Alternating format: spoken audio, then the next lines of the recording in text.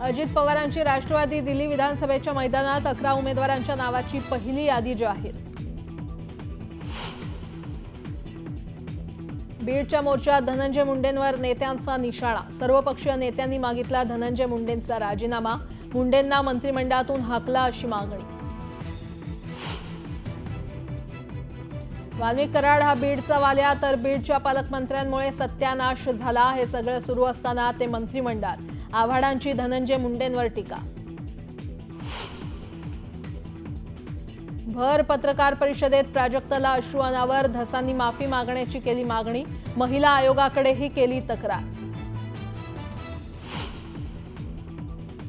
प्राजक्ता माळीची माफी मागण्यास सुरेश धस यांचा नकार। संतोष देशमुख हत्या प्रकरणावरून लक्ष विचलित करण्याचा प्रयत्न, सुरेश धस यांचा आरोप। बीडच्या मोर्चासाठी दलित मुस्लिमांना गोळा करा, पैशांची काळजी करू नका। जितेंद्र आव्हाडांचं कथित चॅट रुपाली ठोंबरेंनी केलं व्हायरल। व्हॉट्सअप चॅट आपलं नसल्याचा आव्हाडांचा दावा। संभाजीराजेंचं अजित पवारांना चॅलेंज, धमक असेल तर धनंजय मुंडेंना मंत्रिमंडळातून काढून दाखवा।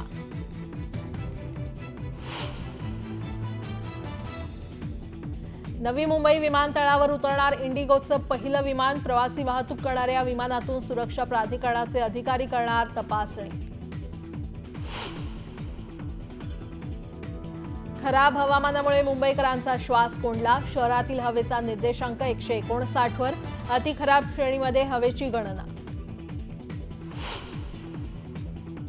आणि दक्षिण कोरियाच्या मुआन आंतरराष्ट्रीय विमानतळावर विमान क्रॅश। धावपट्टीवरून टेक ऑफ करताच विमान कोसळलं। दुर्घटनेत 23 प्रवाशांचा मृत्यू।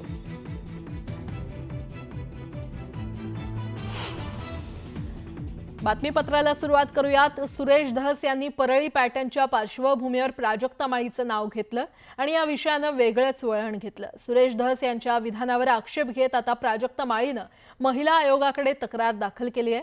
सोबतच सुरेश धस यांनी आपली जाहीर माफी मागावी अशी मागणी प्राजक्ता माळीनं केली आहे। प्राजक्ता माळी सुद्धा आमच्या इकडे येतात बरं का।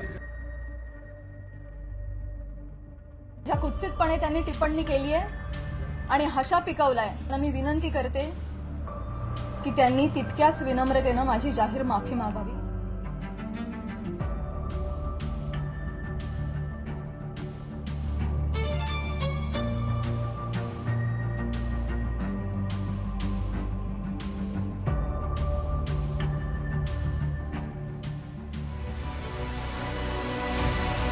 संतोष देशमुख हत्या प्रकरणात वाल्मिक कराड आणि धनंजय मुंडेंबद्दल धक्कादायक खुलासे करताना सुरेश धस यांनी परळी पॅटर्नचा उल्लेख केला।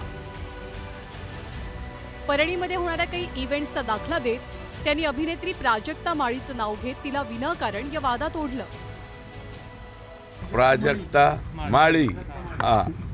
प्राजक्ता माळी सुद्धा आमच्या इकडे येतात बरं का। हे सगळं जर काही बघायचं असेल तर चित्रपट नवीन कोणाला काढायचा असेल तर अशा मोठ्या ज्या विभूती आहेत, विभूती म्हणतो अशा मोठ्या विभूती, त्यांच्या तारखा, त्यांच्या डेट्स कशा कशा पद्धतीने मिळतात। राजकीय प्रकरणात आपलं नाव संबंध नसतानाही ओढलं गेल्यानं प्राजक्तानं थेट कायदेशीर मार्ग निवडत महिला आयोगात धाव घेतली। आजच्या पत्रकार परिषदेत प्राजक्ता कमालीची भाऊक झाली आणि सुरेश धसांनी आपली जाहीर माफी मागावी अशी भूमिका प्राजक्तानं घेतली आहे। ज्या कुत्सितपणे त्यांनी टिप्पणी केली आहे आणि हशा पिकवलाय, प्रसार माध्यमांसमोर कसं बोलावं, काय बोलावं याचं ज्यांना भान नाहीये त्यांना मी विनंती करते की त्यांनी तितक्याच विनम्रतेनं माझी जाहीर माफी मागावी। आणि फक्त माझीच नाही, माझ्याबरोबर अनेक महिलांचा त्यांनी चुकीचं नाव घेऊन उल्लेख केलेला आहे। पण प्राजक्ताची माफी मागण्यास सुरेश धस यांनी नकार दिला। उलट शनिवारच्या बीडमधल्या मूक मोर्चाचा मुद्दा भरकटवण्यासाठी प्राजक्ता माळीनं ही भूमिका घेतल्याचा आरोप सुरेश धसांनी केलाय। मला असं वाटतं माझं जे कालचं स्टेटमेंट आहे SP ऑफिसच्या समोरचं ते पुन्हा एकदा रिवाईज करून पाहावं. त्याच्यात ऑब्जेक्शन खाली कर रे बाबा. मी बोललेलो नाही. आणि हा संतोष देशमुख यांच्या हत्येपासून हे डायव्हर्ट करण्याचा प्रकार आहे. इथून पुढं तुम्ही तो प्रश्न विचारू नका.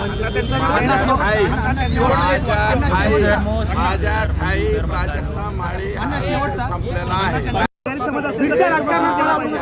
गैरसमज जे आहे तो त्यांनी दूर करून घ्यावा. त्यांनी रिवाइंड पाहावं आणि राजकारणामध्ये त्यांना खेचण्याचं वगैरे काही संबंध नाही. ते काय माझ्या दुश्मन नाही, माझी त्यांची नीटनाटी ओळखही नाही बरं का. आणि मी फक्त त्यांचा महाराष्ट्राची हास्य जत्रा का काय तो कार्यक्रम पाहत असतो तेवढ्यापुरतं. जर त्यांनी माझा निषेध केला असेल तर मी त्यांचा निषेध म्हणून हास्य जत्रा बघायचं बंद करतो. बीड प्रकरणात हस्तक्षेप करण्याचा आपला कोणताही हेतू नसल्याचं स्पष्ट करत सुरेश धस यांचा आरोप प्राजक्तानं धुडकावून लावला.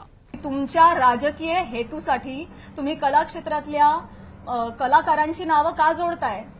कलाकारांचा आणि राजकारणाचा काही एक संबंध नाहीये. तुम्ही जर कालच्या त्या भाषणामध्ये आमचं नाव घेतलं नसतं तर आज मी तुमच्यासमोर इथे नसते. आज प्राजक्तानं फक्त सुरेश धस नाही तर करुणा मुंडे यांनी केलेल्या आरोपांबद्दलही भाष्य केलंय. करुणा यांनी दिलेली माहिती खोटी असून करुणा यांनाही आपण नोटीस पाठवल्याचं प्राजक्तानं सांगितलंय. तुम्हाला जी माझ्या बद्दलची माहिती मिळाली आहे ती अत्यंत चुकीची आहे. तुमच्या माहितीचा जो स्रोत आहे तो चुकीचा आहे करुणाताई.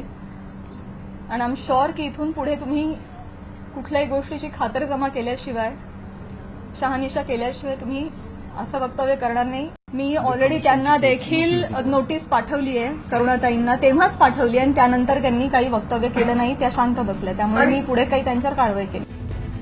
स्वार्थी राजकारणासाठी कलाकारांना बदनाम करू नका अशी कळकळीची विनंतीही प्राजक्तानं केली आहे.